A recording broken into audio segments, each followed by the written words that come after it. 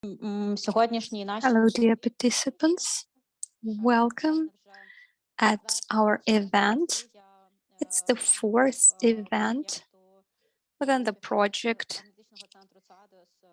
of SEDES and cooperation with Unit Europe. And today we are going to talk about memory and memorialization in communities. I'm very grateful that you found time to join us today and to discuss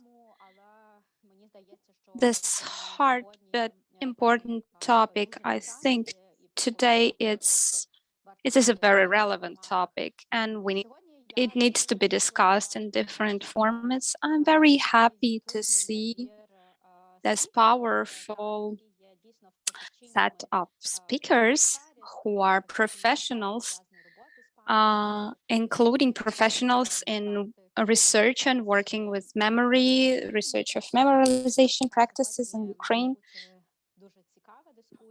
Today, we're going to have a really interesting discussion with examples of what is being done today and the examples of the projects that implemented in Ukraine, also connected with practicing memorialization, memory, etc. Also today, I am expecting you to ask interesting questions and participate in the discussion. Thank you very much for joining us today. Let me remind you about our rules. Whenever you're not speaking, please keep your microphone muted. If during the presentation of our participants you have any questions, you can write them in the chat and we will read them out. Our participants are going to present their ideas and experience. It will be a discussion. First, we're gonna see Oksana Довгопола about the cultural practices existing today, the practices that are connected with memory, memorialization. We will reflect on how we can realize how we can comprehend this experience of war. Oksana will share the experience of work with certain communities that are trying to start a dialogue about how we can keep the memory of the tragic events on one hand, and on the other hand, and how we can commemorate those who have died. Then with Irina Spokina, those who died. Then with Irina Spokina, we are going to talk about memorials and military cemeteries and about how these memory practices, the heroes who didn't come back, could be implemented to keep it in the harmony with the community environment on one hand, and on the other hand, still commemorating these people and to reinforce this memory tradition in the community. Then we will talk to Svetlana Shlivchenko on the experience of memorialization in Ukraine connected with the tragic events, and that it is a sensitive approach. There should be empathic approach, non-violent approach of talking about all that. What is creation of memory? We will talk a lot about the engagement practices in the community. And finally, Darina, our last speaker, will present the project she was involved in, digital memorialization of the tragedy of the drama theater in Mariupol. And through the practices of collecting the evidences, we will discuss how we can support the witnesses of the events, how we can work with this pain that is there, how can we make grieve over this pain, and how we can start creating this commemorating practices, human-oriented sensitive practices. So as you see, the topics today are quite difficult, quite hard, but as I said, they are really relevant for our communities. So now I would like to give the floor to Ivan Verbitsky to present the project and to tell about his expectations, both from this event and from everything we're going to do today. Yes, hello, everyone. I'm very happy to see all of you today in SADIS. This year, we work on the project that is named Everyone Engaged. So the aim of this project to help the communities in Ukraine to plan their development and to take into account the needs of different participants of the community, to make sure that everyone is engaged, that no one is excluded, and nobody feels like his or her needs were not met. And within this project, we're going to have a lot of opportunity to interact and workshops that are happening every Thursday.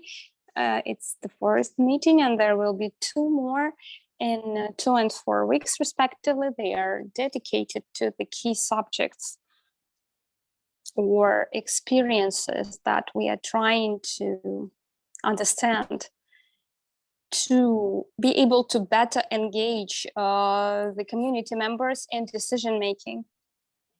We understood that the topic of memory is one of the very important topics today, and that's why the whole event is dedicated to the subject of memory today. Our aim is try to understand how we can work with the subject in the community. In communities, also, we will cover other topics, and in the next workshops in March. Also, I'm happy to announce that soon we will tell that we are looking the communities for establishing partnership in order to help these communities with their staff on how to engage the community members to the development and planning. And soon we will make this announcement public. So if you are interested in this type of cooperation, please follow us on the social media. We do believe that the people who live in these communities, they can be engaged. And the more they are engaged, the more successful the strategies of development are. It will, in this case, it is easier to get funding, to get some effective partnerships. That's why we are working on this project, and we want as many communities as possible to use these practices on engaging the community members in decision making and problem solving. And we hope that our project will be useful. Please let us know your feedback on it. Also, I would like to thank to the program of the European Union, Units Europe, that supports us in this project. And let us start the discussion without any further delay. Thank you very much. Have a fruitful day and take care. Thank you, Ivan. I see that we have some non-Ukrainian speakers, participants.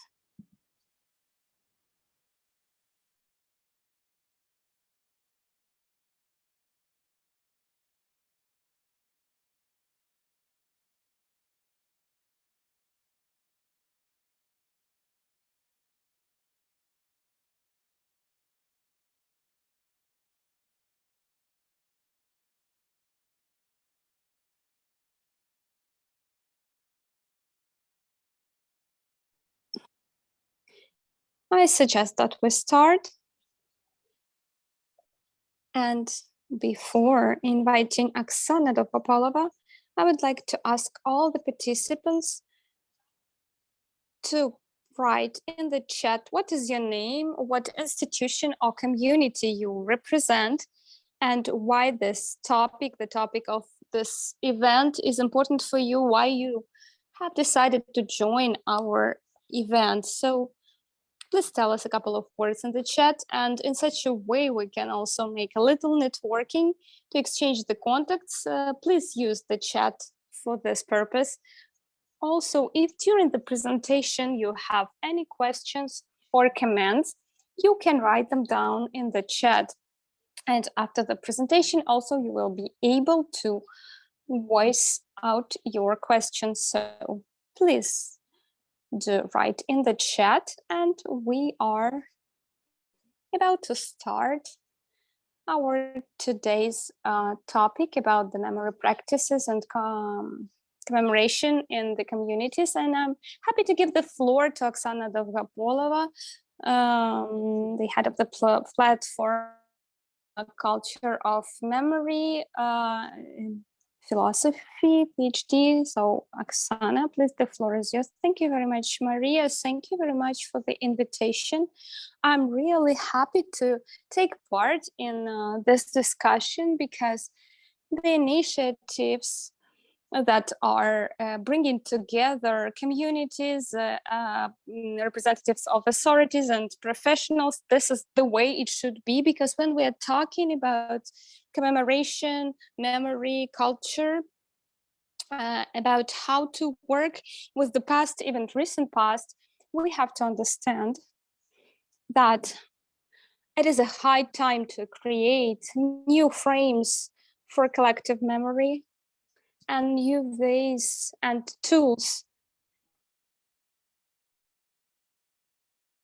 on how to deliver these memorial messages, because the culture of memory, collective memory, is something that reflects the value frame we're living in. And this value frame is something that determines the future that we are looking for. And I would like to underline that when we're talking about memory, first of all, we're talking about the future, and it's important to remember this. As Maria said, I have an academic background. I also work in the university. I work in Odessa University. I teach philosophy, but here I represent the platform of the culture of memory, culture, future, and art. And I will give the contacts of this platform, of our website, if you're interested to have a look how we work. We work with different subjects connected with memory. We've been working on this for a couple of years already, including complicated issues connected with memory. We took part in one very important, but unfortunately not yet implemented project, creation of memorial to Holodomor in Melitopol. It's clear why it was not implemented, because it was meant to open last year, 2022. It was a competition, and we were trying to present our vision. We were trying to find the formula for cooperation of community, professionals, modern artists, and representatives of authorities in order to create a common message, new message. And of course, each of us has certain background, has an experience of work with traumatic events in the past, with the tragedies of past, but we all understand that so far we had to deal with the tragedies that took place tons of years ago. And last year, we all the Ukrainian society faced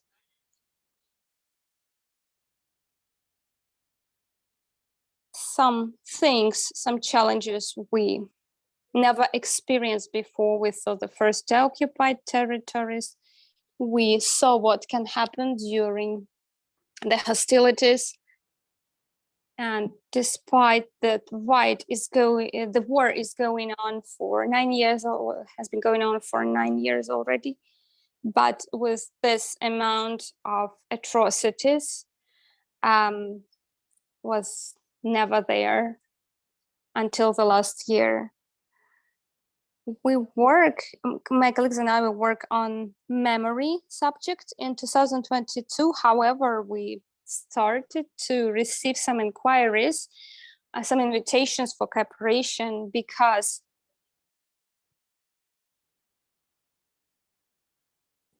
the projects on memorialization started to emerge. The war is going on. We don't know when it's gonna end. But already in April or May of 2022, the first memorial project started to be created. And of course, there were a lot of questions connected with it, how to work with this. One may think that it's very easy to create a memorial because it was not so long ago. We know exactly what happened, but actually there are a lot of details, a lot of problems. And when I talk to my colleagues from other countries and we share our experience, they ask us, why are you trying to create this project that fast?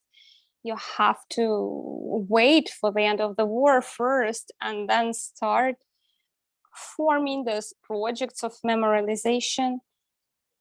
We understand that it's a kind of social therapy. This is therapy for society, because we're kind of trying to project ourselves in the future, when the war ended and we won, and it's a certain therapy for the people. On the other hand, there is a certain phenomenon, and I found the definition of this phenomenon a couple of days ago. It's the Air, War and Literature Debate is the publishing house, and the author says it's a professional instinct. So when person is shocked, the person starts to take some rapid actions in the field of their expertise. We were shocked after Bucha, and everyone tried to do something.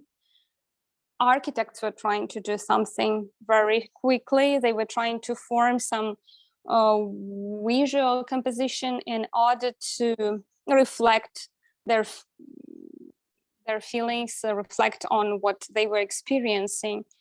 And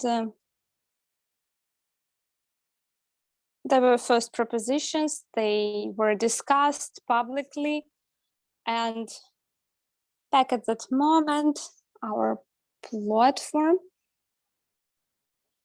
was reached out by a state agency on tourism. They had lots of questions back then, and they were not able to deal with them.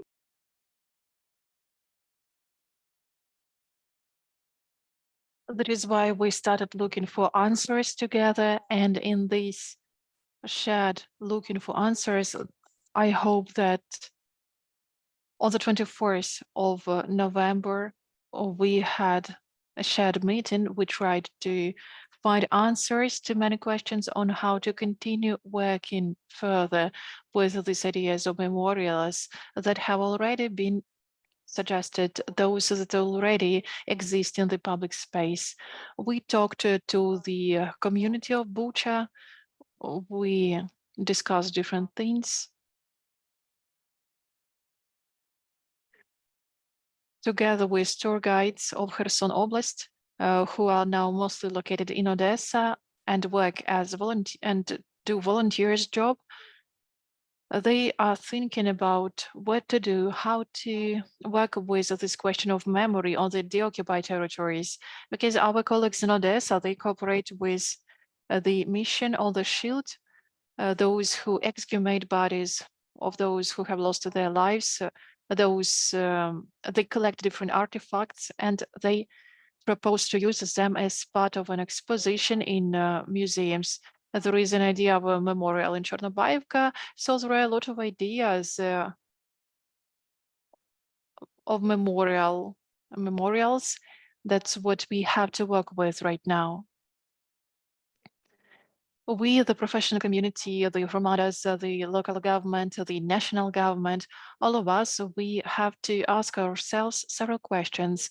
And let me tell you about another memorial, which has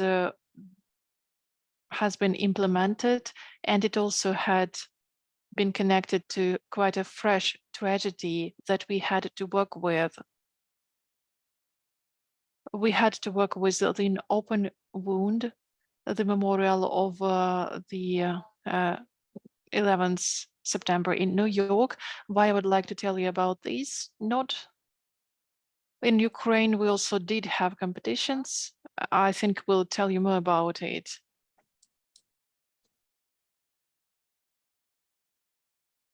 It is important to compare what we do, what we have with something that is located very far away. And by working on this, we ask ourselves questions. Where do we start? When we are talking about creation of a memorial, the most important thing is to understand that when we are creating a memorial, it's not about always about culture. Something physical, material, this is the last thing that we shall do, because first we have to work with the memory, and it's a long way to go. Why do we create this memorial? Why do we create tourist propositions? Last year, we were confronted with such a phenomenon as dark tourism, and I will show you the product that we have created in this area, which can be used by everyone. Speaking about material objects, so this is the last thing that we can create. From the very beginning, we have to answer a question: why do we do this? What kind of story we are telling the people? Cooperating with the State Agency on Tourism Development, they undertook the responsibility to develop a new field, visiting the areas, the places of the tragedies. So this is something they had never done before. We had several proposals. Let's create a series of memorial signposts that we can do right now until the 1st of January, because we know for sure that what has happened here. We know how many people were killed here. The question was, what kind of message we would like to convey? What kind of message we would like to convey to people? That other people died, that they were murdered? But this is not always the first message that we are conveying. We shall have some kind of a story. The problem is that sometimes, right now, this is a chaotic process in many places which are located close to each other. People can tell about different stories in a different way. One of the requests that we received from the community, from one of the hromadas in Ukraine, was the following. We have to develop a narrative that we could share. Because, for example, when people come here, they can tell one story, they can told one story, in another place they are told another story. So the stories are different, and it's not about the multi-directional points of view. It means that there is no single shared picture of what has happened and what is commemorated here. That is why we need to unite our forces to create a big picture which will open up the reality in different ways. Also, unfortunately, we already have competition of memory. This is a challenge for us, and we have to overcome it together. Because if we compete for the biggest strategy, who suffered most, it will be worse for all of us. We have to unite our forces. We have to cooperate with the communities.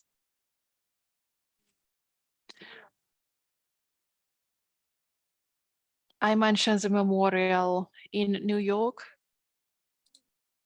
So it seems like everything is clear what has happened on that day.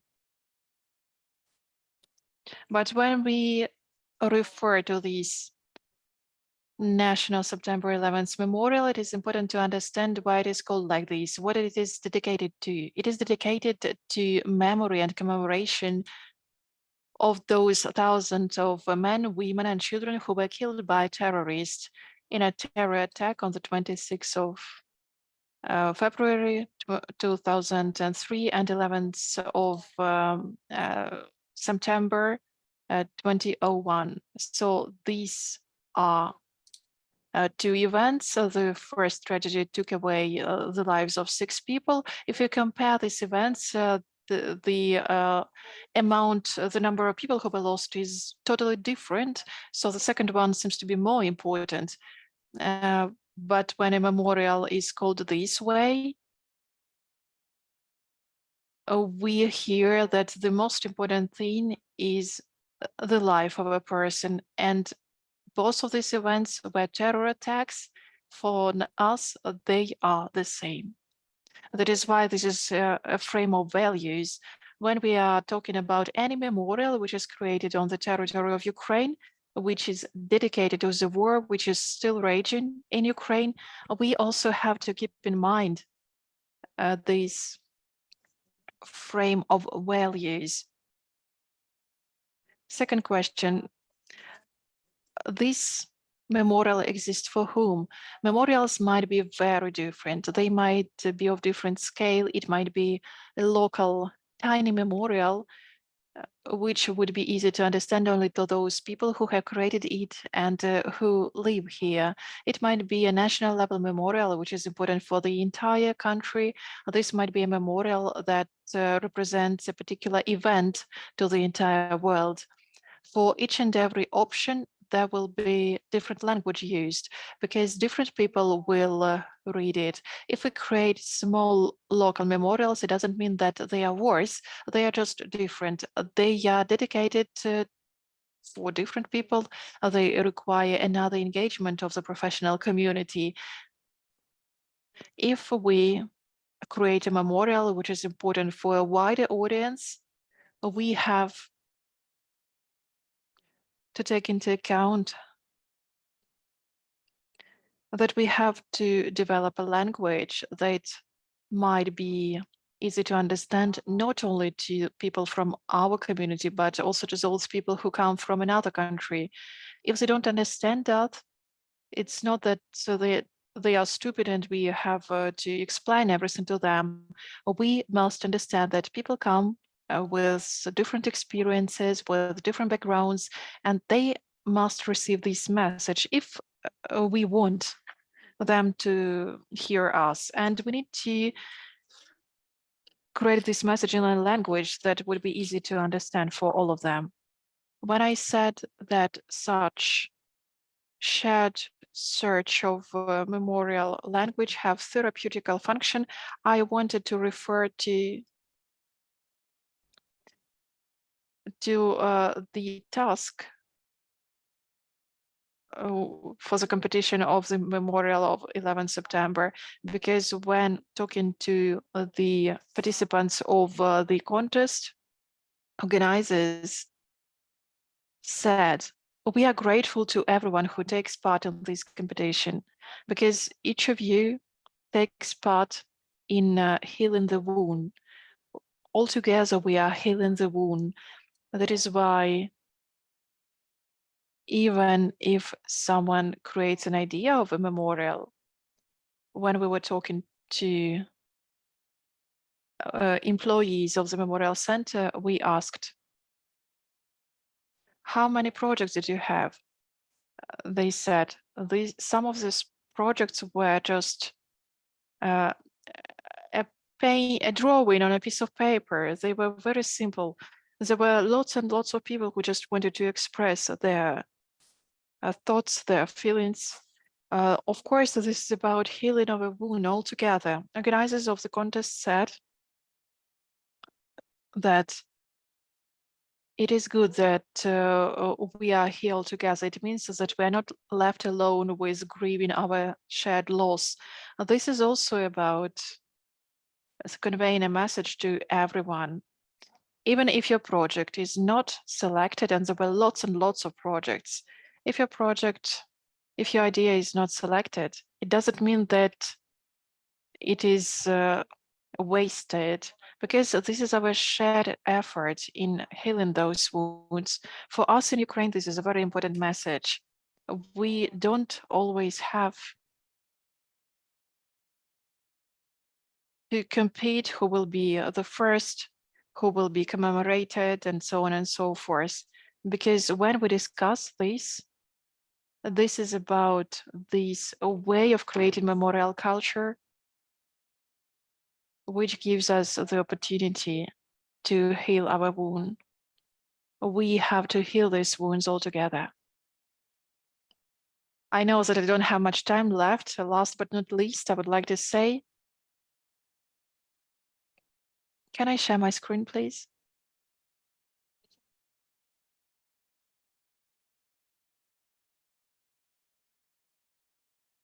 I have already announced that we have created a product together with our colleagues.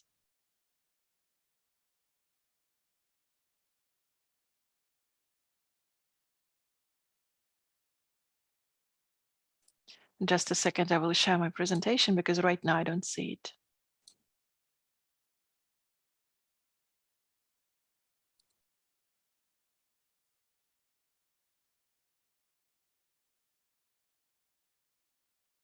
This is the address of our website. Second thing that we did, we created a course of lectures about dark tourism. We did it together with Alexander Babich. He's an excellent expert in tourism who worked as part of our mission. On our website, pastfutureart.org, you can find 4 lectures. They are open to public, and it seems to me that they might be useful for everyone who is about to visit those places where tragedies have taken place. Thank you so much. This is from me for now. I'll be happy to answer your questions. Thank you. Thank you so much, Oksana. Thank you for highlighting this therapeutical importance of memorialization and commemorating practices, and this healing,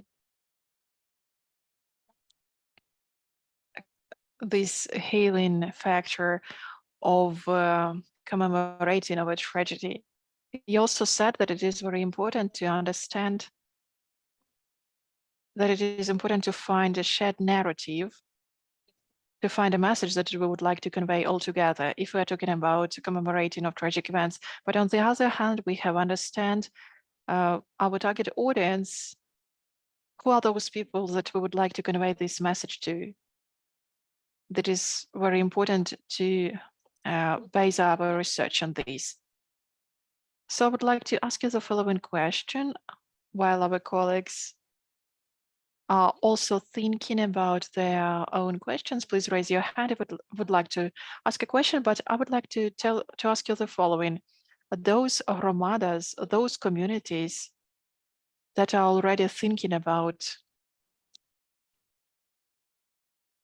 commemorating those tragic events that have taken place, to commemorate local inhabitants who lost their lives, to create a memorial, what are the first steps that they need to take to engage in this process? How do we start treating this task?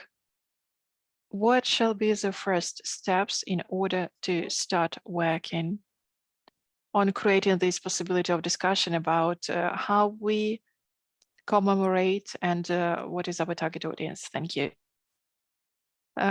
Maria, thank you so much for the question. All those who have such intentions to create a memorial, they start the right way. They start from collecting stories. Last year, there was oral history recordings were booming. Even people who had never done this started doing this. Sometimes it is a challenging process, but in any case, it is very important. We have to write down, we have to record artifacts, because sometimes such chaotic memorialization, creating of memorials, is quite helpful. I mean, they are not created using concrete or stone. They are very fragile. And it seems to me that it is important to document such memorials that are created there, because people need to express their feelings. Collecting information, collecting oral stories is an important process. It is also important to discuss all these ideas, not only with people who live in this community, but also with experts, representatives of the expert community. We need to find a shared message. That is why I think that all those who started this process, they have started with the discussions. Thank you so much. I see questions in the chat. Also, if you would like to ask your questions, you can raise your hand. So one user asks, can you please tell us if some kind of examples of such memorials that appear right now? Spontaneous memorials. These spontaneous memorials were created even on the bridge in Irpin, the one that has been destroyed. People just came there and they put wooden crosses. We also saw drawings which were pinned to the bridge. So this is what I mean when I say spontaneous memorial, when people do what they can do. If you go back into history, we can think about a first prototype of a grave of an unknown soldier when on the battlefield, where a body of a British soldier was found. Nobody knew about him, but there was a wooden cross with a plate written "Unknown British Soldier" on it. So it was a spontaneous monument. People didn't know how to commemorate him, and it turned out that the chaplain saw this cross and he thought that this was a good commemorating practice, and this is exactly the practice that is still existing. Are there any questions from the audience?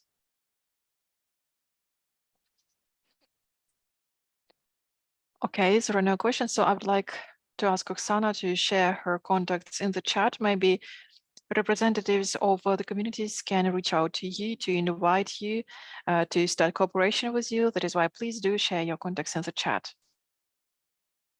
And we will proceed. I would like to continue our discussion about the practices of memorialization and to discuss memorialization of and commemorating of soldiers who were killed on the battlefield, how we can create memorial cemeteries, what kind of practices we can use, and what challenges are there. Let me give it over to Irina Sklokina, historian, researcher of the Center of City History, Urban History. Irina, over to you.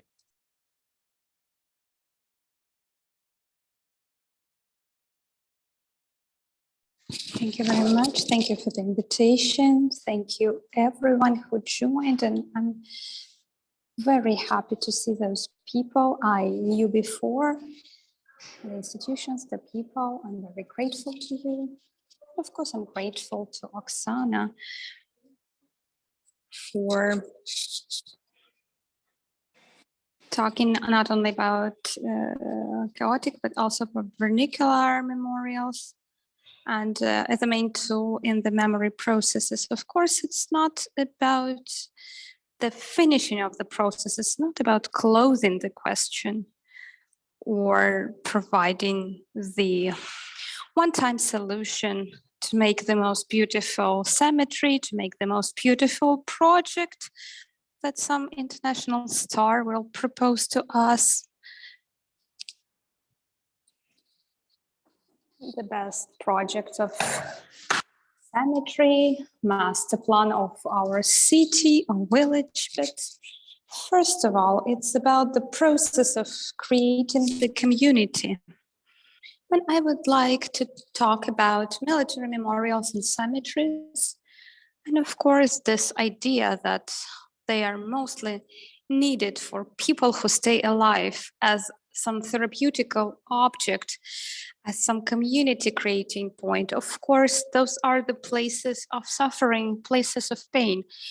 And sometimes people are isolated within their emotions. They cannot share with their pain. And that's why they need a place where they come together, meet other people who suffered, and in some culturally accepted forms, with the help of some rituals, they can start talking about it, sharing it, and switch into the future, and to be able to see that life goes on. This is the primary target of the memorial cemetery, not only the memory of the past, but also the possibility to move on for individuals and the whole community that suffered losses.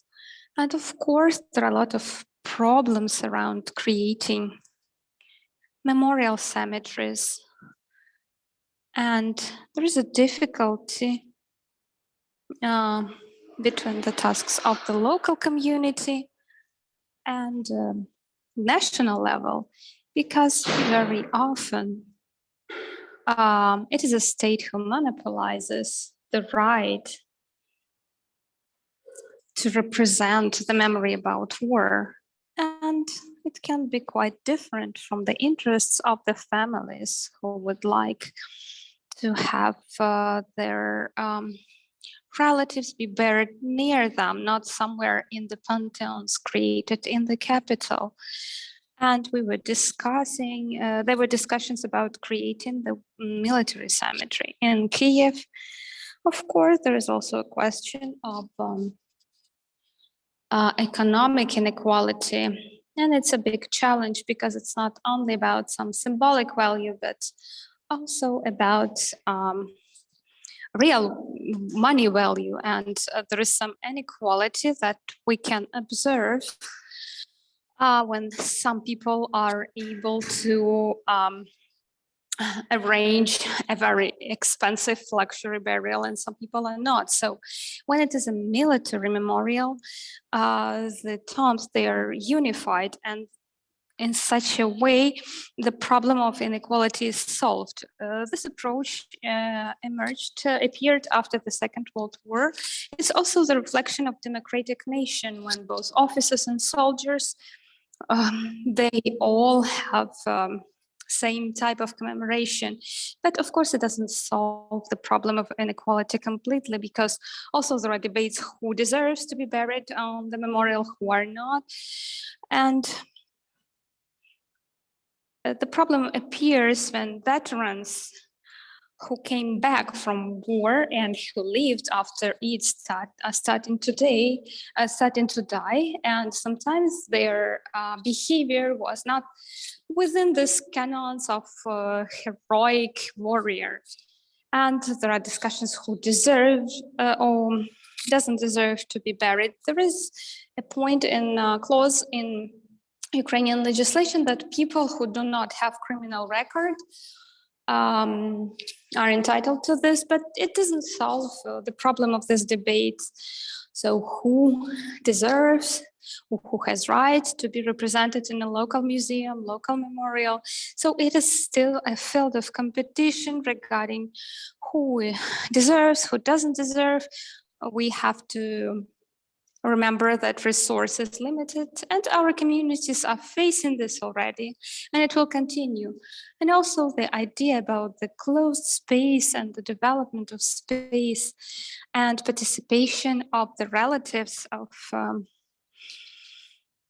people who died is also a separate subject. From the historical perspective, we have to remember that military memorial and cemeteries, they do not appear in the middle of nowhere.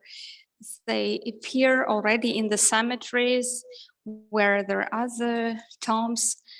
And talking about some vernacular practices of commemoration, we have to know that within the first 10 years, it is a very important period when the commemoration of people is done literally by the hands of their comrades or relatives. And then the oblivion starts, and some tenths of years after the war, we can see that some tombs are not in a very good conditions. Those wooden crosses, they fall apart. And of course, after that, Soviet propaganda was replacing these burials with something they wanted to put instead.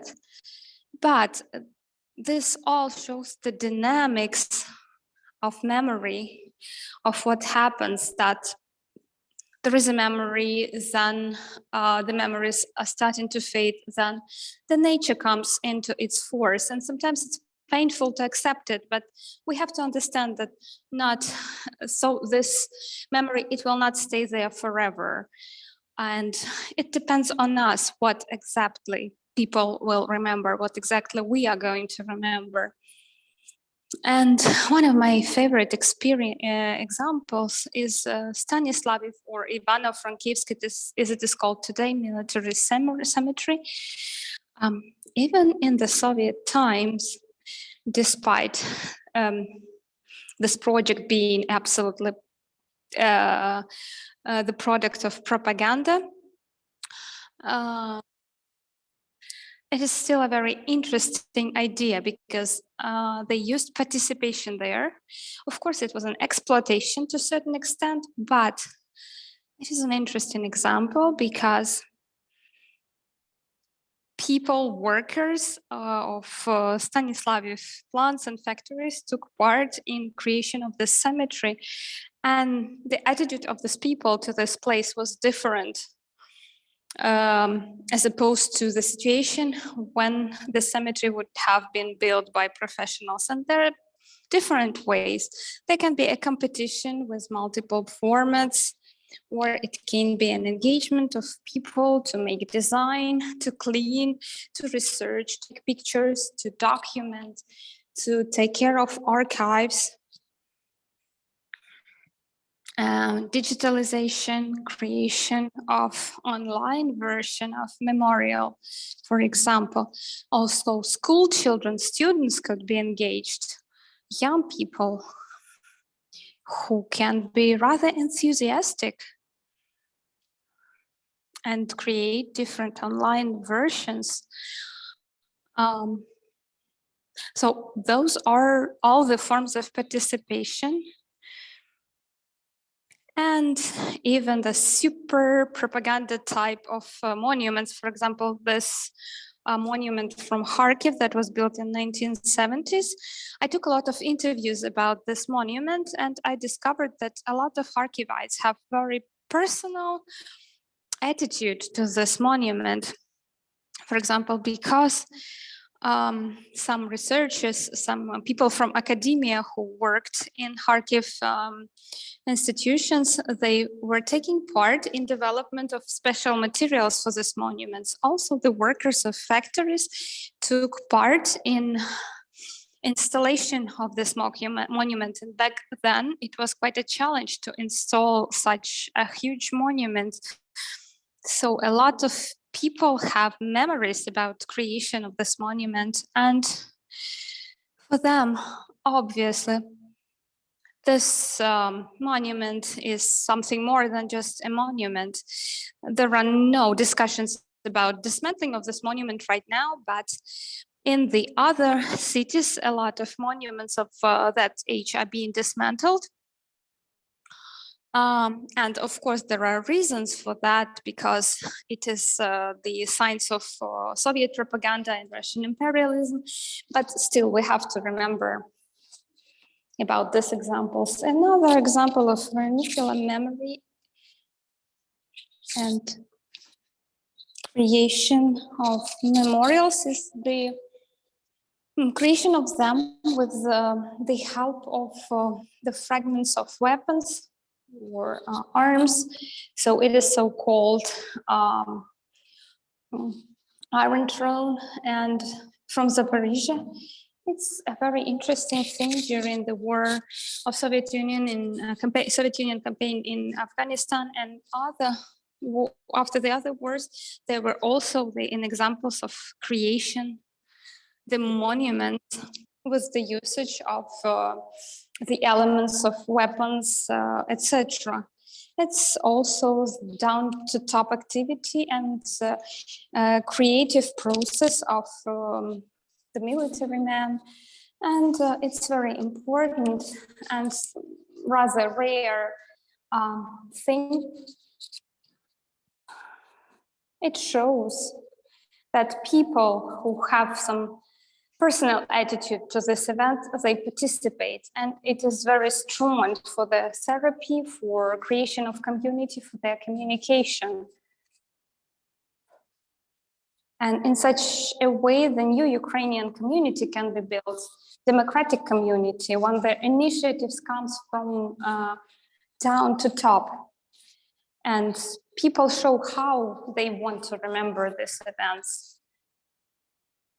They give their ideas. So it is important not to suggest people some abstract ideas, but to be sensitive to real memory of people, to objects that are, so to say, witnesses of the history. And the form that was in place later, military cemeteries. It's Lechakivsky cemetery in Lviv. And of course, in many places in Ukraine, there is this unified burials with standardized monuments. And of course, they all take roots based on the prototypes that appeared after the First World War.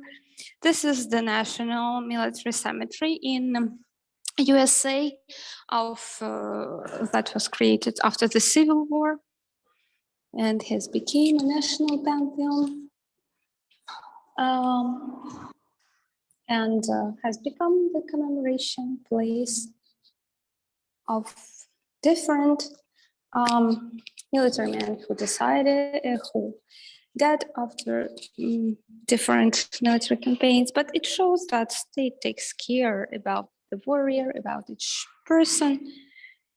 The state has monopoly for design, for maintenance. The rules are very strict, and they do not allow the relatives to bring their stuff to plant trees or bushes or plant flowers there. And there's a very interesting article. I suggest you to read that. I see a number of researchers in the chat, and maybe you will be interested. It was a very interesting article by Christine Sylvester, who is an anthropologist, and she was researching the practices of memory in Arlington, where she showed that what are the relatives of the people who died in Iraq and Afghanistan, and it was not so long ago, how they are That's how they were trying to fight with the administration of the cemetery for their right to add something to the monuments, to implement their own designs, so to say. Sometimes they would bring Christmas trees for Christmas. Some people like to lie near the tomb, and it's not only for grieving, but also for communication.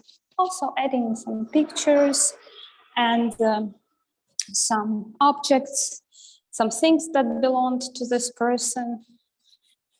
And also there is a practice that I think we also have in our cemeteries when they pour some alcohol in the land around the tomb. Also they leave cigarettes, they leave alcohol, and they describe it as some common practice. They say like, I'm coming to drink a beer with my brother.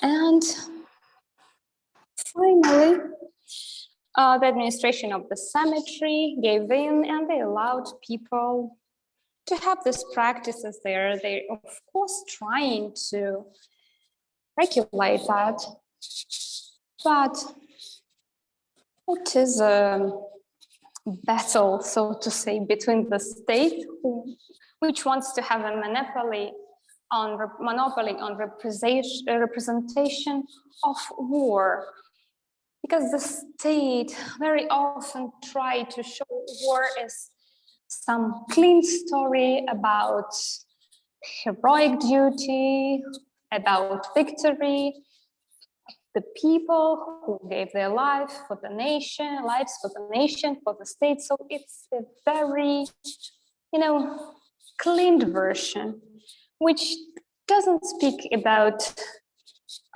pain, about PTSD, about the fact that many of those soldiers will not find any understanding among the people when they come back to their communities, about the illnesses and sufferings they have during their lifetime. So this all is not included into this heroic design. And this is how the relatives of these people are trying to bring their relatives back from this heroic myth, this myth which is ignoring the real problems of veterans. And they're trying to bring back the identity of these people when they were civilians, when they were sons and parents. And they're bringing some pictures that show interests of these people outside of their military services. For example, they bring some school notebooks of their children to show what their children are doing at school, etc. And in such a way, they're trying to destroy this state myth when the state is ignoring the real problems and needs. And also, although generally in Ukraine, we do not observe this perfectly clean, dehumanized, so to say, design, I think all this discussion about national military cemetery in Kyiv, about the necessity to get all the designs approved, etc., about the necessity of unified burials, it's also another stage of the creation of the nations. It's very important, but we have to remember about the necessity to engage the relatives, to respect these people, to support them, first of all, to let them suggest the forms to commemorate their dear ones, to bring some personal side of these people, to show who they were before the war. And maybe we can engage specialists, in planting the trees, who say which bushes or which trees would be better there. Or there can be some rules like do not bring the plastic flowers, etc. Of course, this chaotic process that comes from the bottom, it should be regulated, but we have to remember that relatives have to be engaged in order to overcome their personal pain and collective trauma. And we have to make sure that memory will develop and this cemeteries will develop and people will have right to take part in it. As for this radical change in approach through memorial cemeteries, to thinking that the relatives are like consumers, the key task is therapy of those who survived, relatives of the killed in action. The idea about vernacular practices is very important. People have become memorial themselves because the practices of visiting cemeteries is very important. A lot has been discussed. There are a lot of projects of oral history, publishing memories, different books, especially when we are talking about cemeteries that have longer history. Many of those communities that are presented here, they have a lot of cemeteries from the Second World War. There are special graves or cemeteries in towns and cities. Sometimes these cemeteries might have many years, even centuries of history. Historical search of documenting gives also the understanding that the tragedies that has happened to us, so this is not the end, this is also part of development of this particular community or of this particular cemetery. That is why the unions of family history, research of this graves, community archaeology, this is very important because it involves all the community to research. All of these are excellent tools. And last but not least, I would like to say that today it is very difficult for us to think about cemeteries as places of calm and nature, of biodiversity. But if you think about the future Ukraine that we are building right now, it is necessary to take into account these factors. There are a lot of spaces that are considered places of memory. Not many communities have a rich historical center. That is why cemeteries might be considered places of conserving the biodiversity, places of conserving all these. This might be our future. Our future must be European, must be ecological. That is why cemeteries as places of protecting our memory, but also the places of protecting our future, our nature. I think these are different layers of cemeteries that can be used. We can think about how we can use our cemeteries as more sustainable, more safe spaces. They also might become valuable because they respect the nature. Oksana has told us a lot about the memorial in New York. It seems to me that there the community has discussed that we want to see the role of water, the role of grass, the role of plants, those small memorials that are scattered in other places all over New York. They also work with the use of these nature for psychological therapy of people who are located there. So usually it's not about huge monumental forms or concrete memorials. Sometimes it is just necessary to give the nature go its course, and it might have a therapeutical effect. So here you can see this peaceful fox sleeping. And that's it from me for now. I really hope that in the future we'll be able to rethink those places as places of calm and peace. Although right now it's very difficult because they are now places of pain for us. But probably in the future we will think about them as places of calm and internal peace for all of us. Thank you so much, Irina, for your presentation. Yes, of course, it is a very challenging topic. When we discussed it, when we discussed your participation here, we said that it is very important to strike this balance between the wish to implement this narrative of national identity and national memory to continue creating national identity, Ukrainian identity. But on the other hand, it is also very important to think about these places as a places of memory for relatives and families, brothers and sisters in arms of those killed in action. Selecting the place for a cemetery also has to be socially inclusive, taking into account those approaches that we need to think about. What is the cemetery will be used for? Who will come here?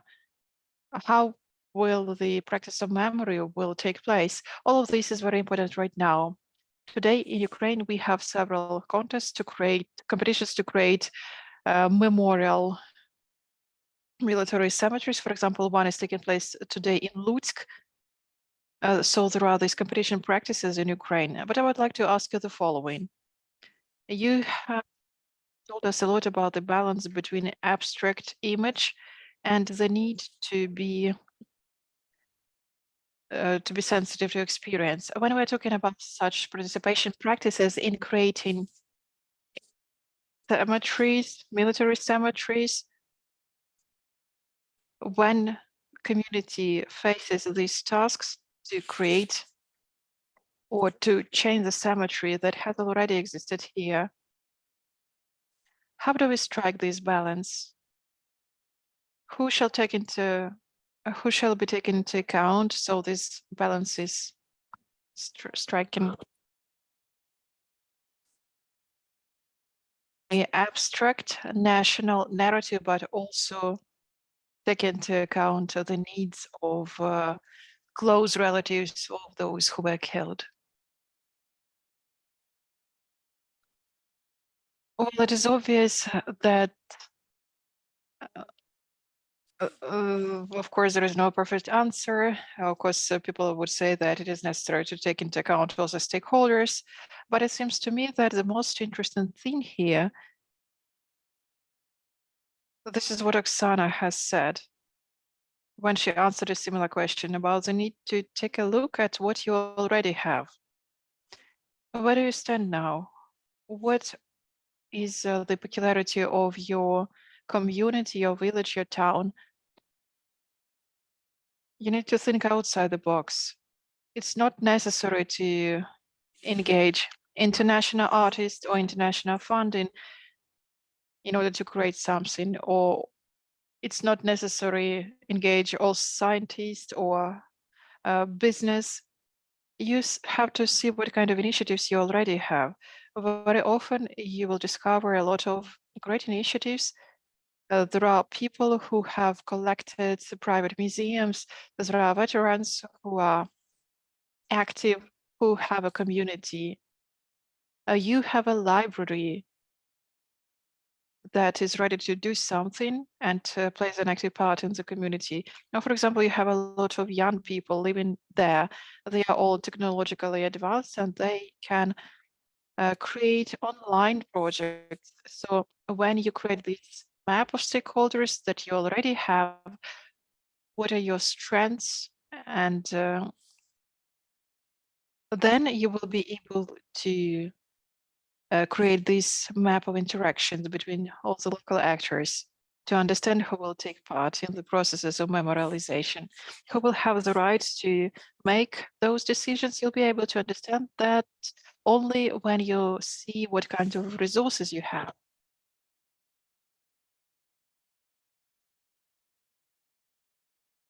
Thank you so much, Irina.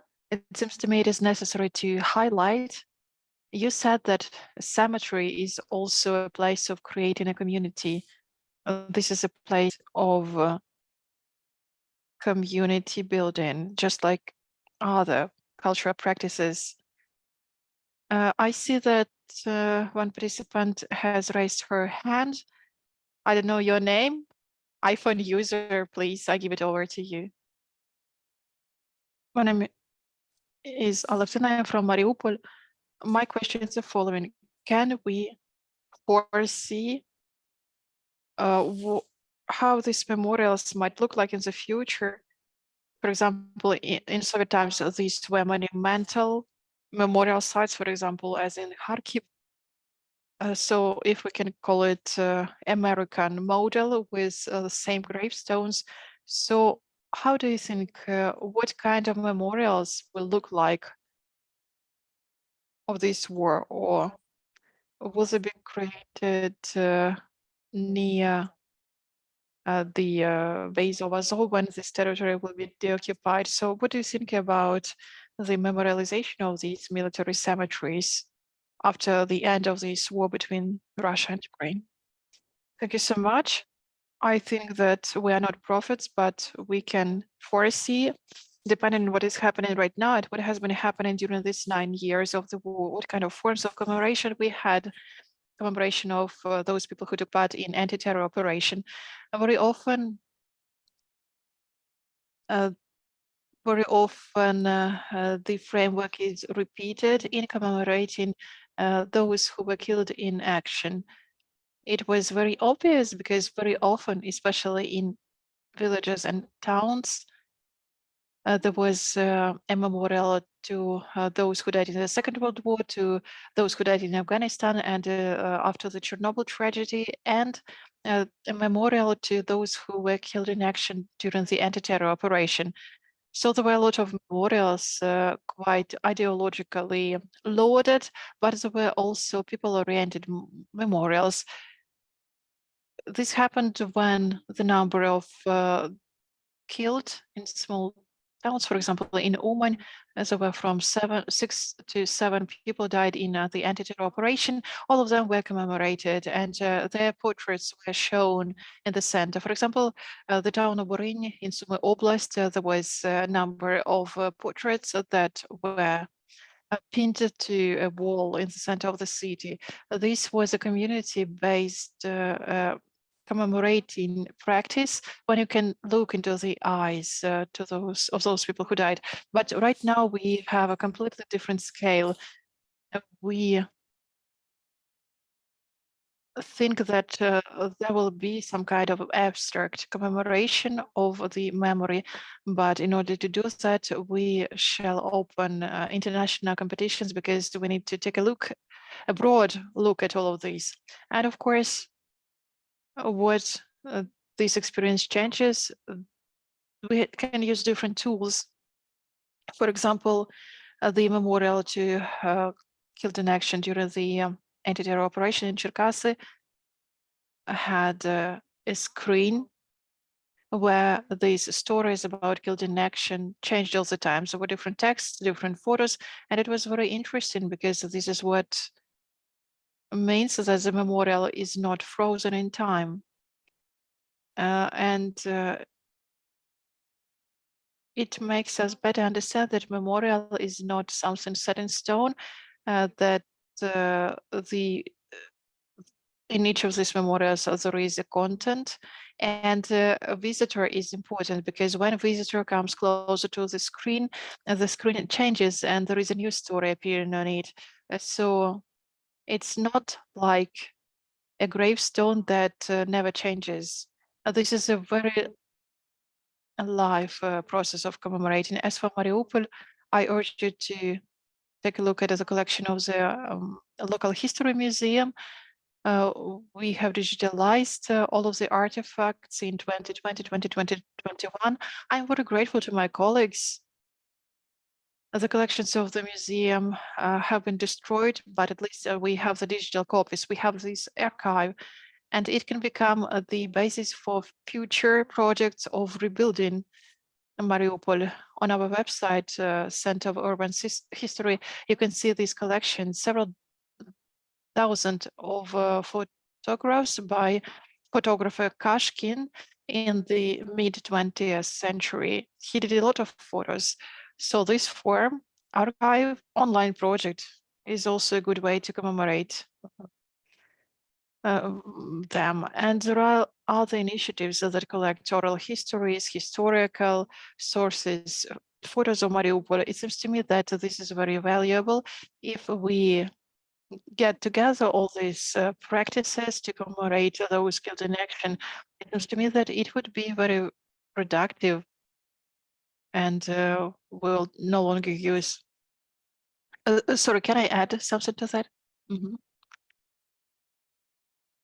Milekina, a village near Mariupol, as you said, there is a huge memorial to a Soviet soldier dedicated to the Second World War, but nearby there is a small stone which commemorates soldiers who died in Afghanistan.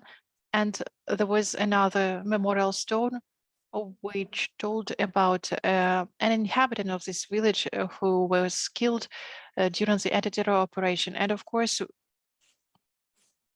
I doubt that there will be another small stone that will be put there. In my opinion, we cannot let a monument to a huge monument to the Soviet soldier tower over small stones of those people who died in the Russian-Ukrainian war. So we need to think about what to do with this Soviet aggressive heritage. Thank you so much. Thank you. We do need to continue working in this discourse field. Ira, if you would like to reply, you can do that. Thank you so much for your question, for your commentary. If you have any questions to Irina or to Oksana, you can write it down in the chat. I will ask my colleagues answer in the chat. Let me remind our speakers that we only have 15 minutes for our speech because we still must have time for a Q&A session. Today, I would like to invite Svetlana.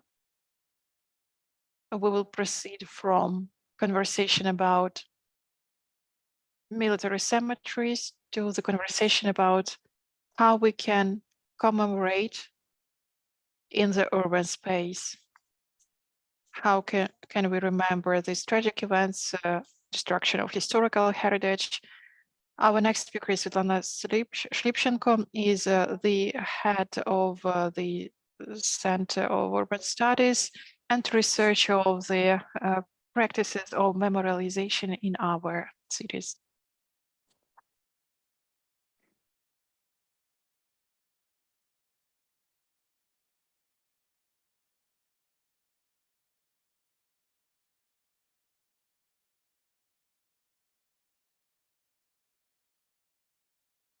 Can you please share this presentation on the screen?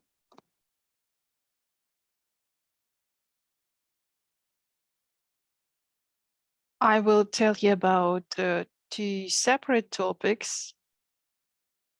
And I'm very grateful for the opportunity to present here. I really like the concept of approach.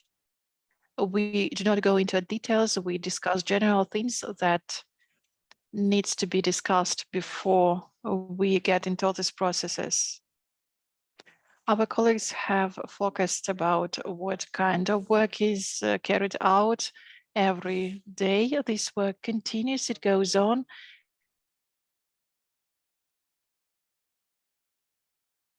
The first image that you see here on the screen,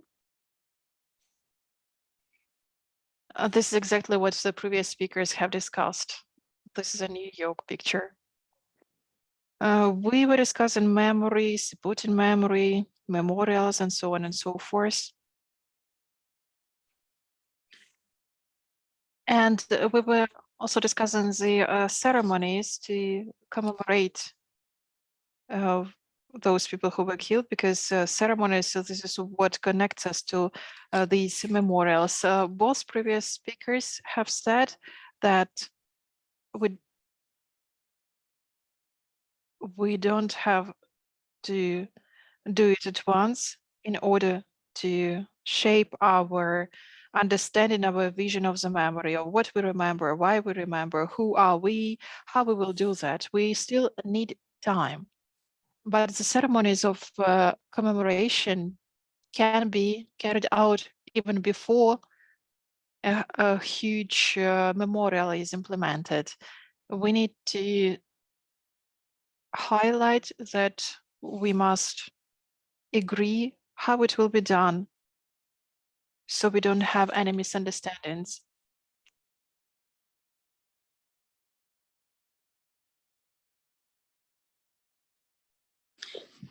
Because people need to come somewhere. They need a physical place. This is how our culture works. There should be a physical place where we can commemorate the people, to think, to be alone or together. It is important. This physical moment. And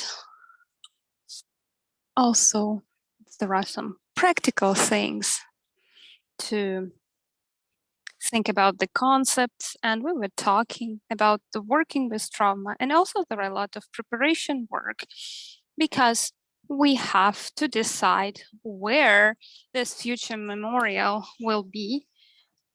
There should be all types of approvals, discussions, different materials have to be prepared for making the competition. It is very important. All this needs time and engagement. You cannot do this quickly. You shouldn't hurry up. You should try to do this without conflicts and misunderstandings. We are all traumatized right now. Someone is more traumatized, someone is less traumatized, but good process of discussion is the part of this work with trauma. The creation of the memorial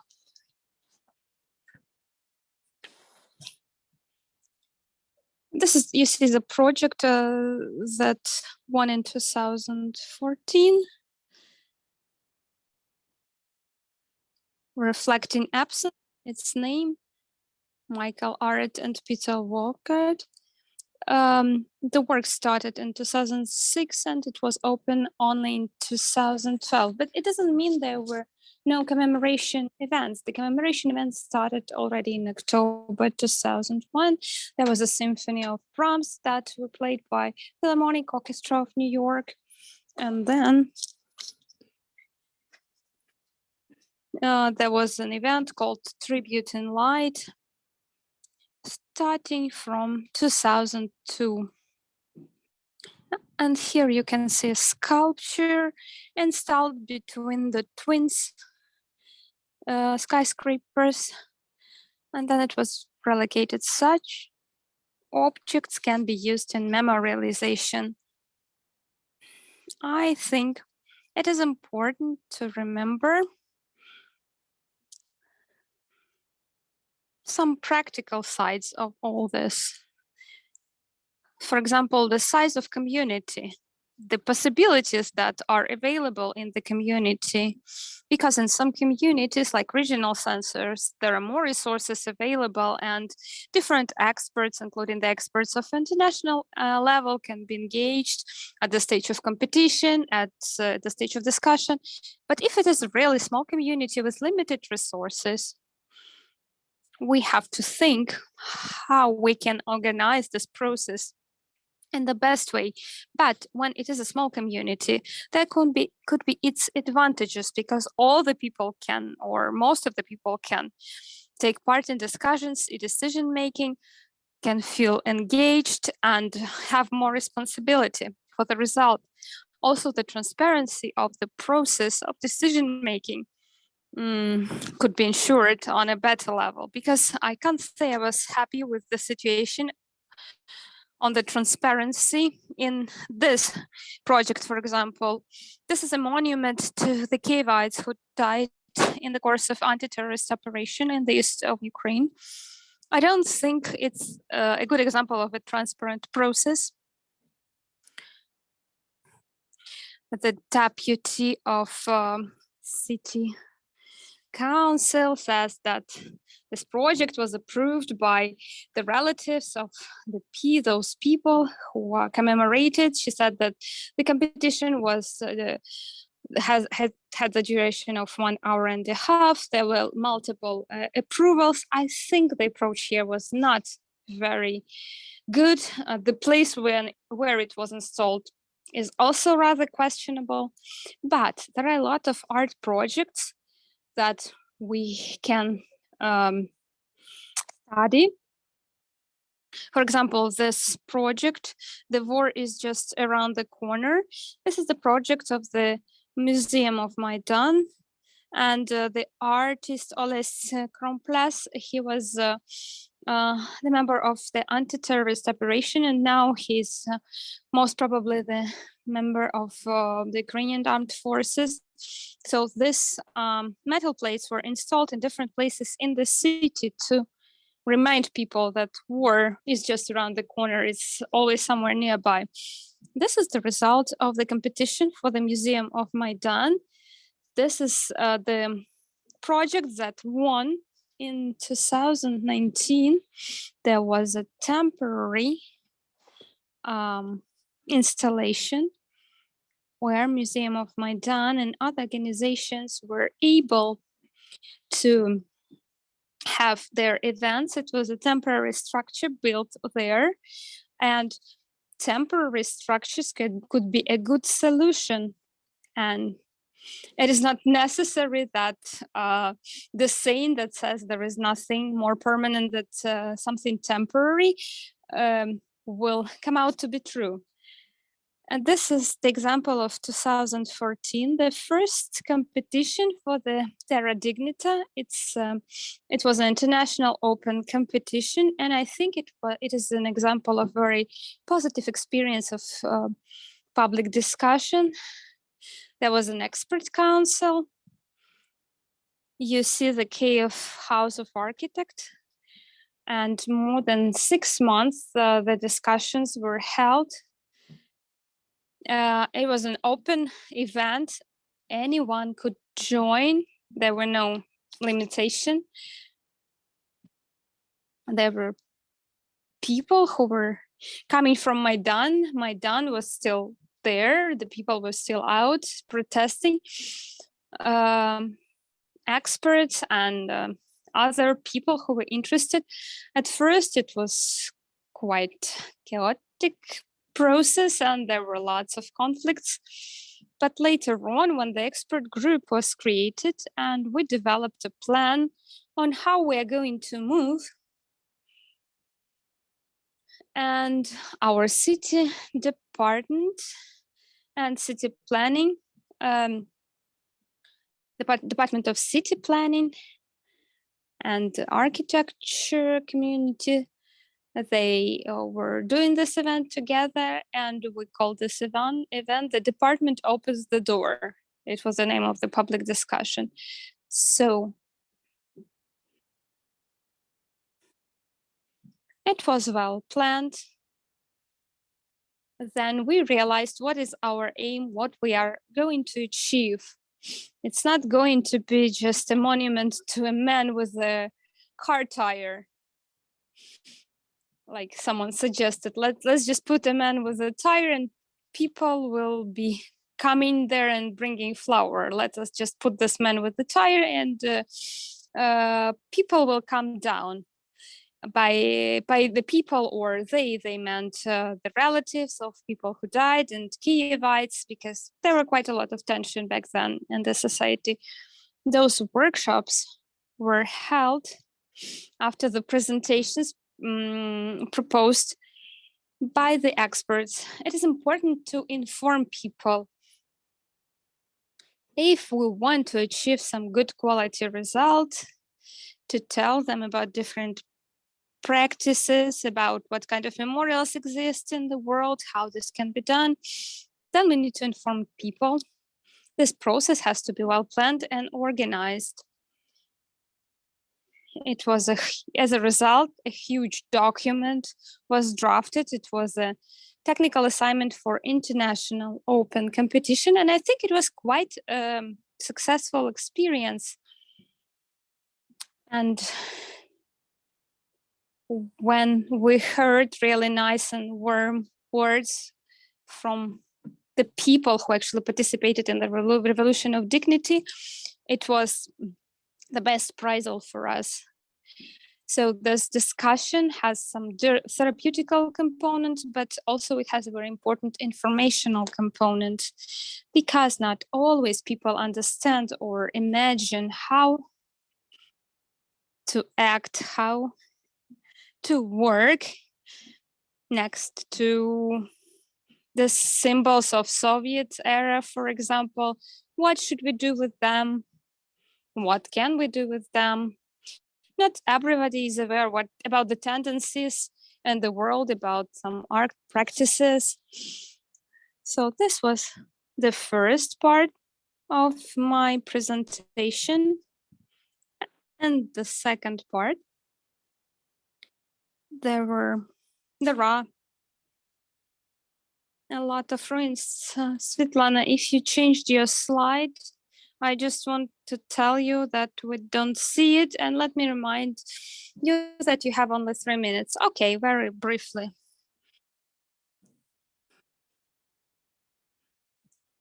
There are a lot of things that remind us about the war and violence that happened in our cities. We can reconstruct them, we can create a museum, we can let the nature come over it, like in Pripyat in Chernobyl region. You see what happened to Krещатик Street in Kiev. It was completely reconstructed except a couple of small blocks. And there are no memorial plate or anything that would tell people about what happened there. I think there will be a lot of questions in Kharkiv. For example, what should they do with Kharkiv Oblast Administration building?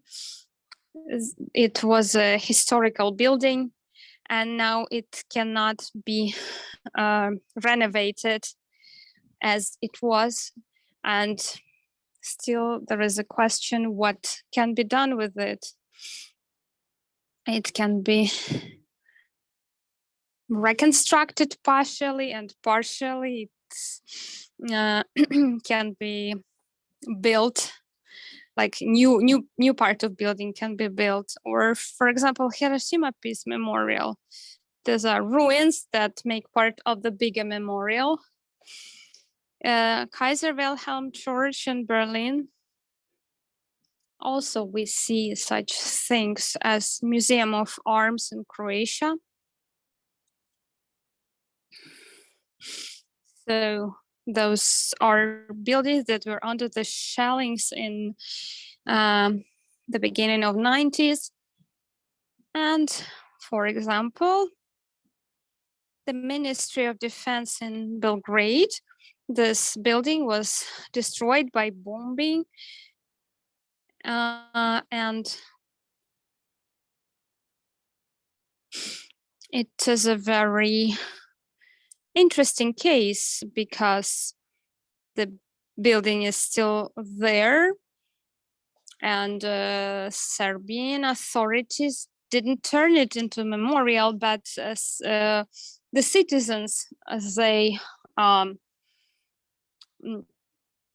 have attitude to these places, to the memorial. There were some weird ideas, like to create the hotel chain that belongs to Trump, to build a hotel there, etc. There were also some ideas about the bridge in Irpin, but I think we have to have a lot of work about these ideas, because it is a sensitive issue. Recently, there was a competition held on the restoration of Irpin, and look what one of the teams proposed: to restore the building of culture in Irpin. So you can, of course, use materials from these houses that remain undestroyed. So there will be a lot of questions. And there are questions not only for the community, but for those professionals who will work on it. But we have to make sure that professionals work together with community. They're not autonomous. And there are some tools how to make the poll among people, how to understand what are their ideas and needs. And also there are some technologies how to inform the community about the forms of commemoration and memory. Oksana earlier was talking about it, about this language of commemoration that has to be understood by others, and to make sure there is an individual component in the common component. And this is the work to be done by the community and the professionals. Thank you. Okay. Thank you very much, Svetlana. If you leave your contacts in the chat, so maybe someone would like to discuss something with you or to invite you to their projects, please do. Thank you very much for your presentation. I think the key message is that we have to start with the discussion with coming through the traumatic experience.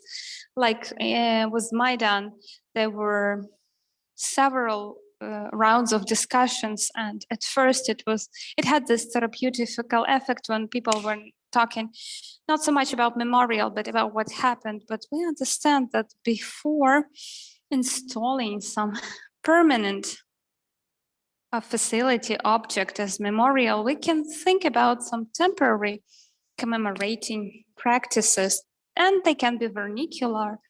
Those can be things done by citizens, but we have to understand that it needs time to create the memorial that will reflect the values of the citizens, of everyone who are engaged. One question to you from Irina, and the rest of the questions will be answered in the chat. So the question is,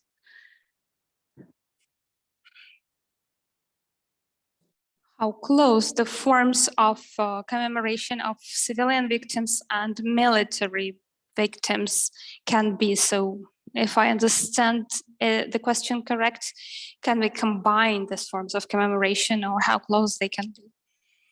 I think it depends on the size of the community and on what they want. If it's a kind of military town or city, for example, is Borispil, where from the beginning of 2014, there is a big sector in the local cemetery taken by the military burials. If we're talking about small community or town, I think maybe there is no sense to divide it, but we have to talk to people how they want this commemoration to take place. For example, I'm not a fan of big things. I may sound a bit arrogant, but I don't think we have to make this huge memorial cemetery in Ukraine to have the tombs of the people all over the Ukraine. I think there is a need for the families to have the graves of their near ones nearby where they live. Maybe some soldiers who were identified could be buried in Kiev, but for the rest, I think it should be done locally. And as Irina said, we have to be careful. There is a general narrative, but we have to remember about the individual voices. We have to make sure that our memory doesn't turn into simple propaganda. But it's the responsibility of those who remember, those who want to remember. We remember as long as we want to remember. And you have to know how to make people remember. And it's the task of the artists to bring emotions connected with that. After a lot of time, it will such a sharp feeling of pain.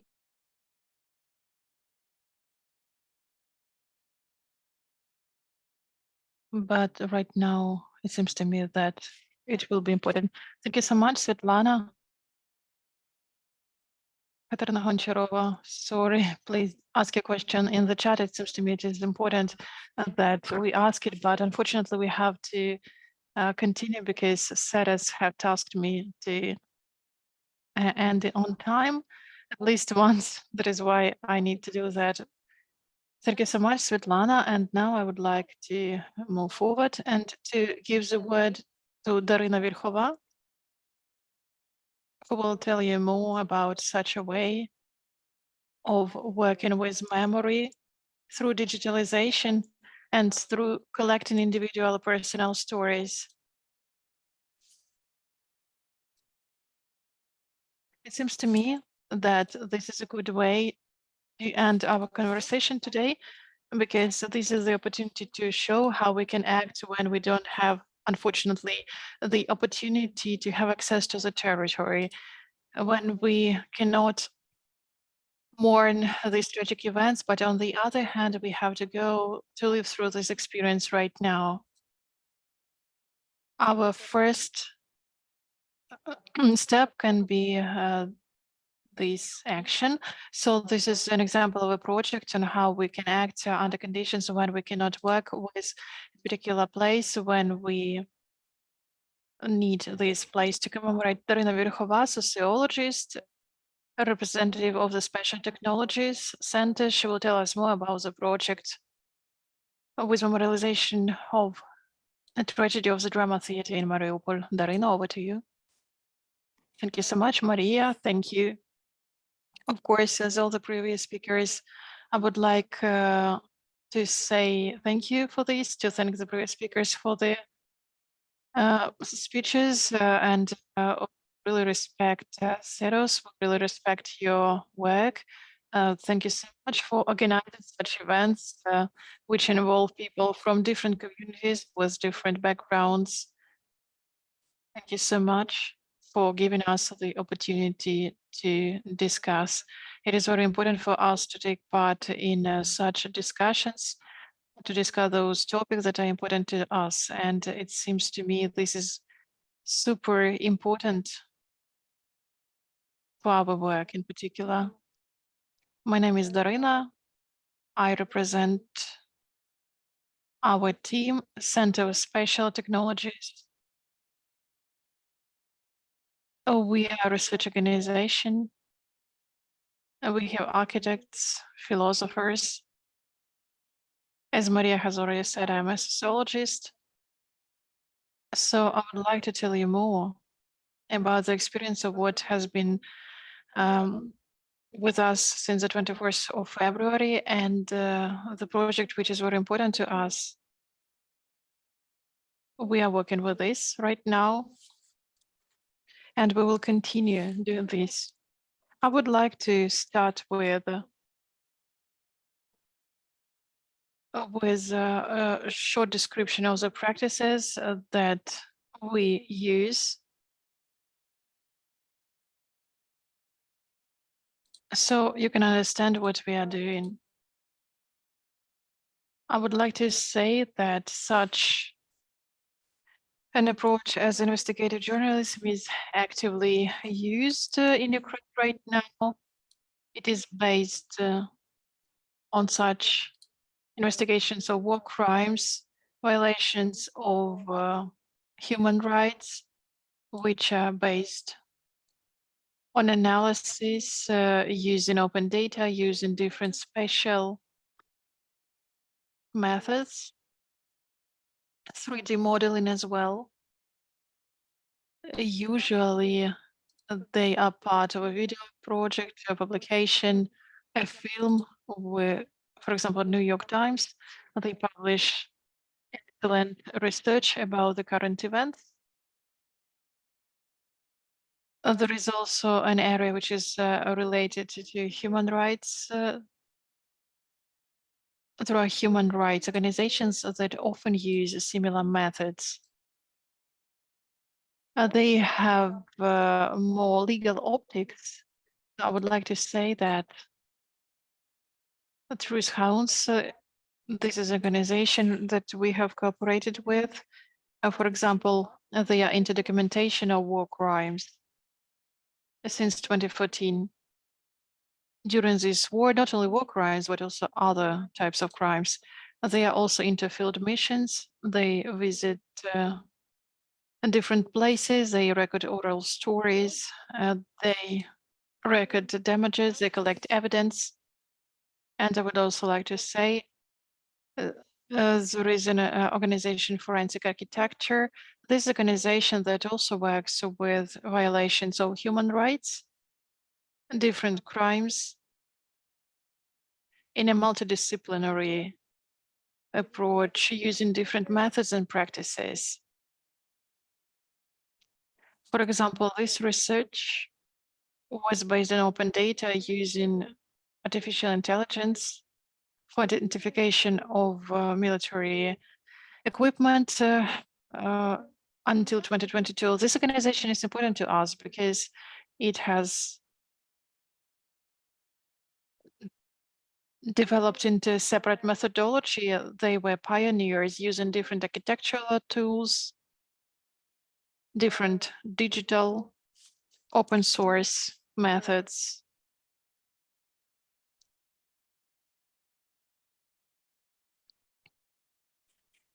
For working with such problems.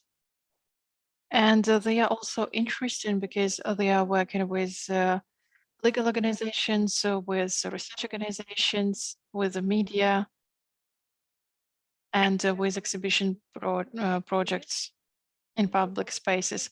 Of course, they also exist in the public space. You can see all the results on their website, their web platforms, and many others. I would like to say that we also use such methods. It is important to say that in 2020, we had the experience of working with a special research of Baban Yar.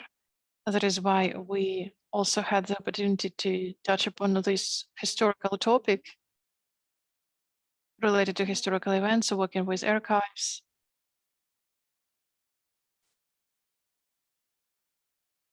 Cooperating with this field of memory and history. After 24th of February, we have started cooperating with our colleagues from forensic architecture, and we tried to work with several cases.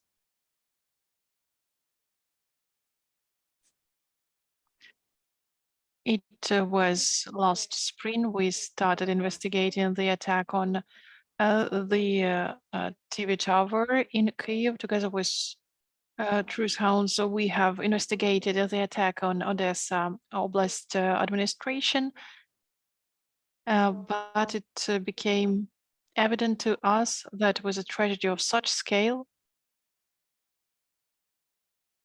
it makes no sense to hurry up and to try to do everything at once. But it is necessary to start working very hard, especially taking into account the strategy. It happened on the 16th of March. This is an awful crime. This was an attack on a civilian object. The specifics of the situation is the following. The city has been fully isolated. We don't have any media evidence that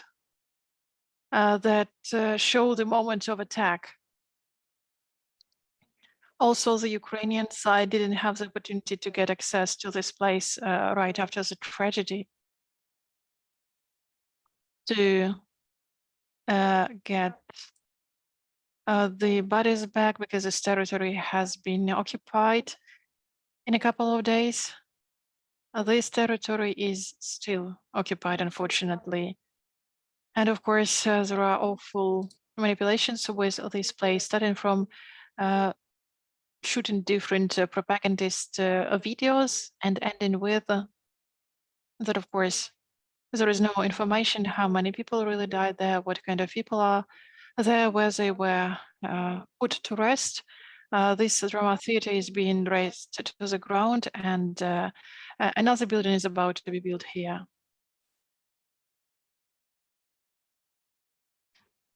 In May, we started working with this theater, and we continue doing that. I would like to say that we try to be at the crossroads of different approaches. For example, we see this area, this event from the point of view of a war crime.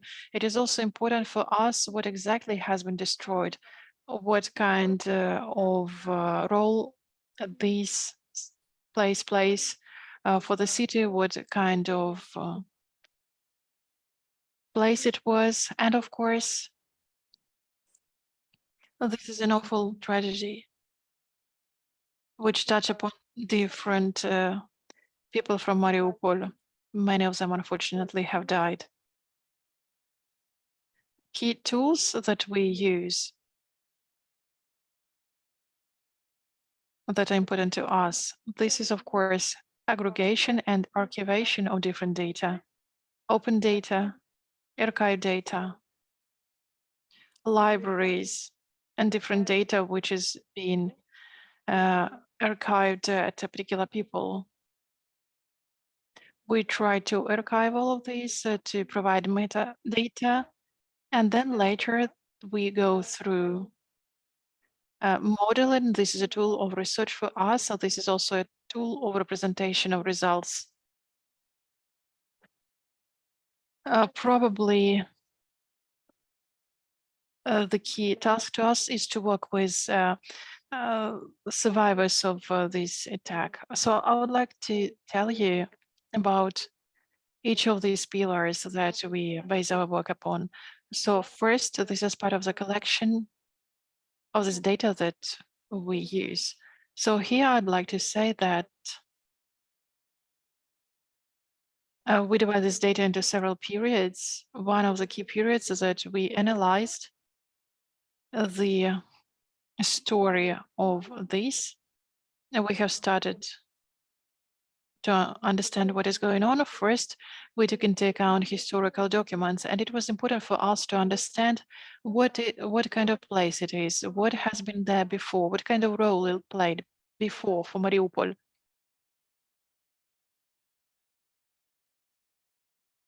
So it is surprising, but the place of this huge tragedy, this is a symbol of the city, the center of the city. Nearby, everything has started here. First roads, there was a church built, which has been destroyed by the communists.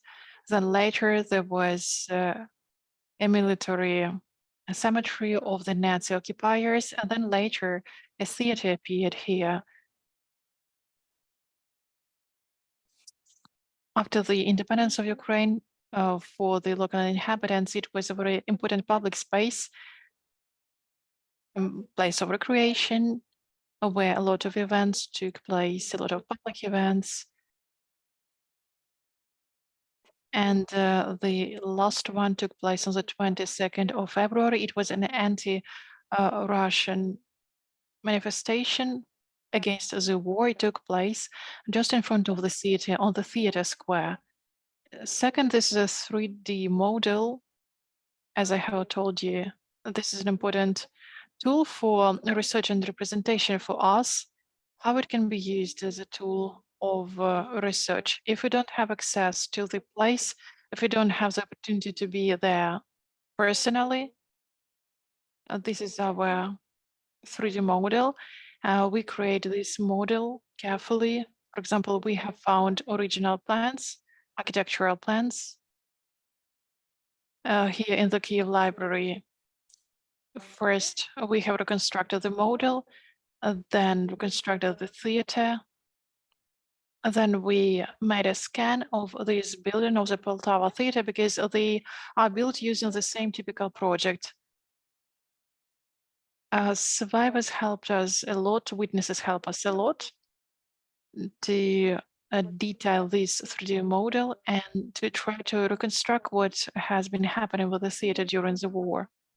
It is important to say that as a tool of research, this model is useful because it really helps us locate positions of different photo video shoot. It can be useful for different experts. For example, experts, explosion experts, weapons experts. For us, this is the medium that we use to interact with witnesses.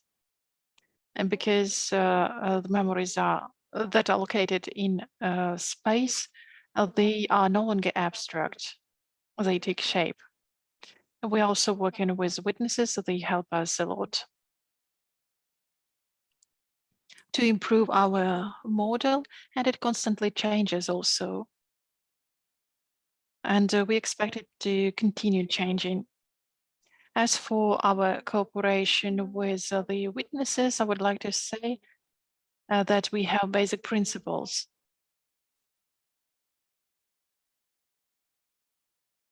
It is important to say that these people for us are not only a source of some kind of information and not only an object of research. These are the people that have gone through this terrible tragedy, and they are active participants of this research. We think that we cooperate with them because we are united by the shared goal to identify the truth and to shape our memory about those events.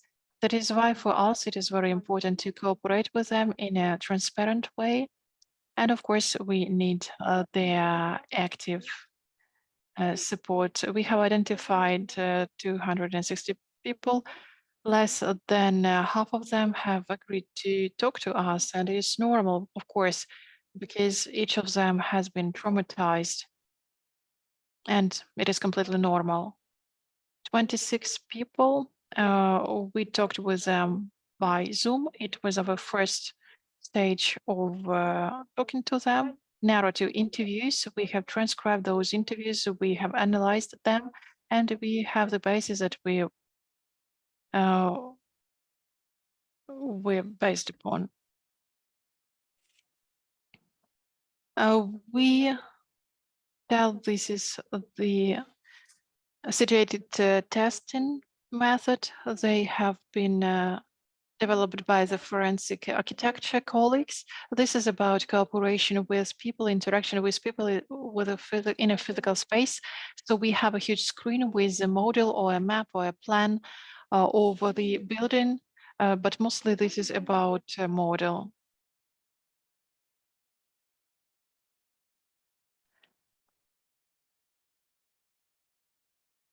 So we can even, it's not an interview, this is a long process which lasts for several hours.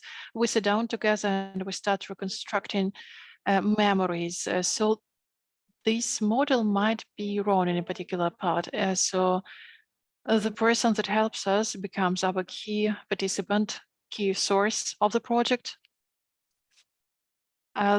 This person becomes the eyes of the 3D model, and this model is reconstructed within the process of interaction. So in this case, this model is something that helps us remember. These interviews are being recorded on camera. And so in the end, we have a 3D model of a particular space and a more detailed model of the theater. And of course, video recording of these interviews. We have conducted 12 such interviews.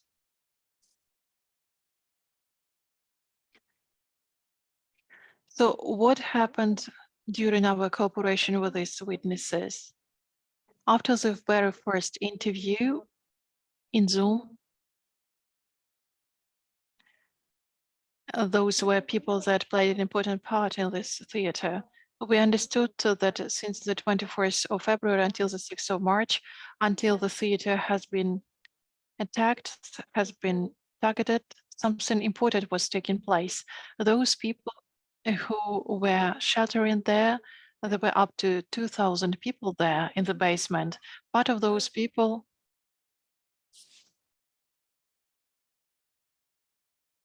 they were very active.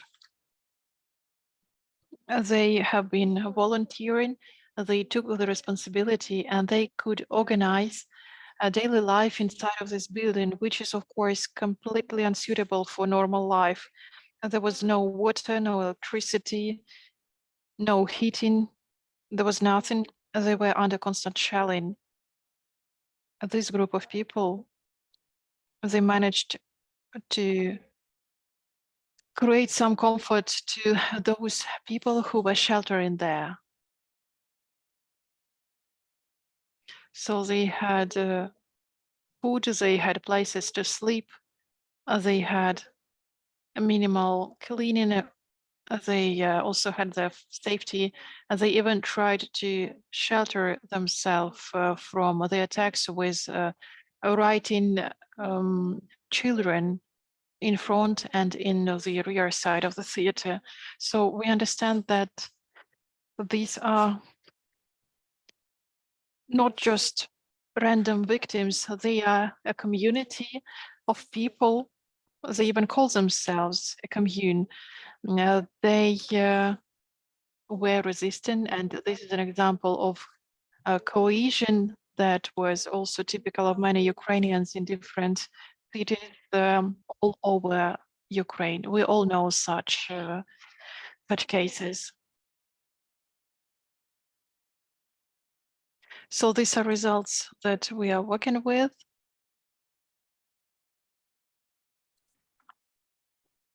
We understood that the experience of this cohesion of the civil resistance is very important. And it is as important as a story about this tragedy. One of these materials will be dedicated to this commune, to this community which was forming this theater. And the second one will be dedicated to the tragedy itself. We also want all these materials that we have been collecting until now, we want to make them open to the public so other people can use it. Other teams that will study this theater later.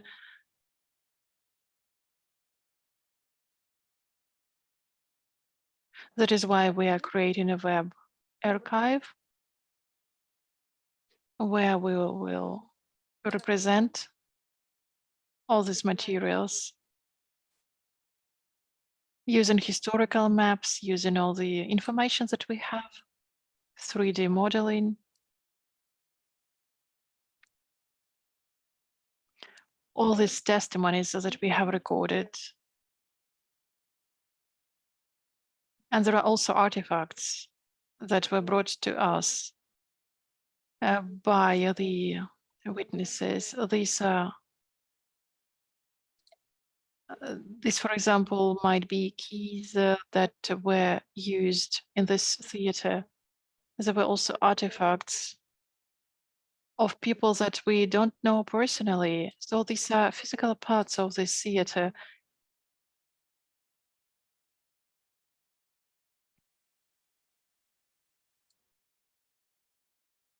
So this is our experience. Thank you so much, and I'm ready to take your questions. Thank you so much, Darina. We are really sorry for being a little bit late. Thank you so much, Darina. Thank you for your experience, for your huge work that you do in order to collect the memory, to digitalize the memory of this drama theater. Thank you for this important work. This is also an important work in order to record war crimes. I also call on you to provide your contacts in the chat. Maybe other communities will be happy to cooperate with you. So tell us how it can be done. I also know that in the nearest future, you will have one more presentation.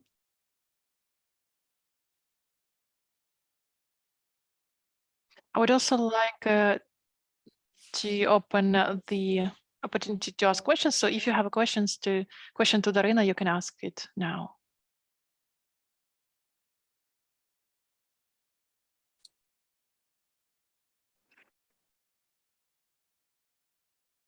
Okay, I see there are no questions. If there are no questions, I would like to sum up.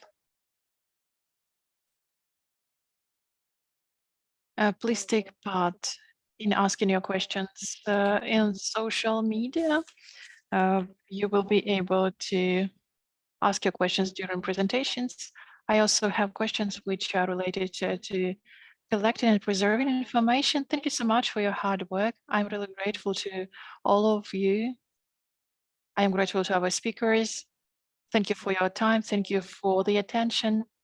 Thank you for the recommendation that we have received today on how we can work with this important yet challenging topic of memorialization. It seems to me that this is not our last conversation on this topic. I hope it will continue. Thank you so much for joining us today.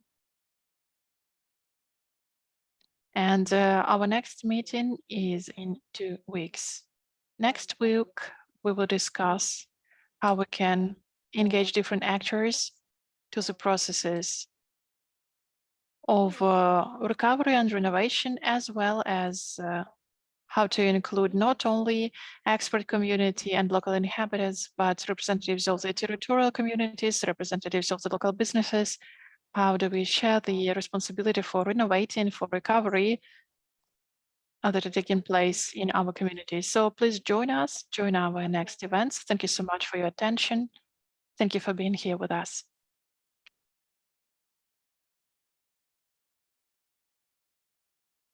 Thank you. See you later.